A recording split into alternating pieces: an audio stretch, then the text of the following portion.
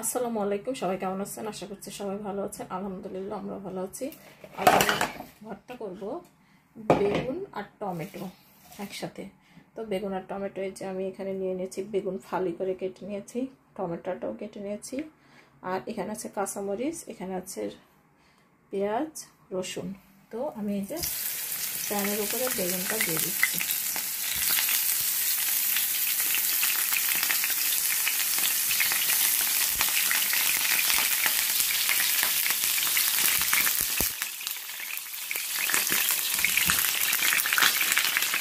তাহলে তো এটা পাল্টা করে ভেজে নেব।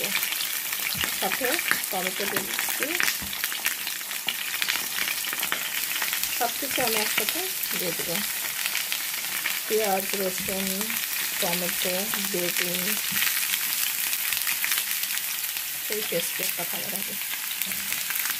এখন সব আমি দিয়ে দিচ্ছি একসাথে। এখানে আছে পেঁয়াজ, এটাও পেঁয়াজ।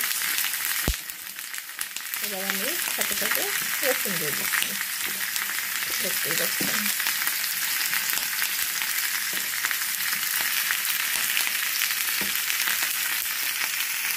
এটা আবার ভাজা হয়ে গেলে আমি ভর্তা রেডি করবো।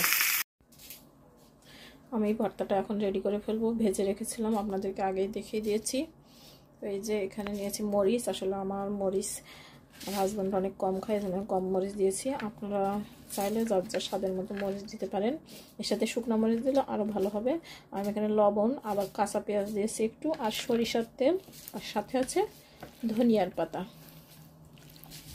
সবাই জানেন ধনিয়ার পাতা দিলে ভর্তার স্বাদটা কত গুণ বেড়ে যায়। তো আমি এগুলো এখন একসাথে মিক্স করে নিব। হ্যালো, দেখতেই পাচ্ছেন আমি ভর্তাটা রেডি করে ফেলেছি। তো আর কি, এখন খাওয়ার পালা। আল্লাহ হাফেজ।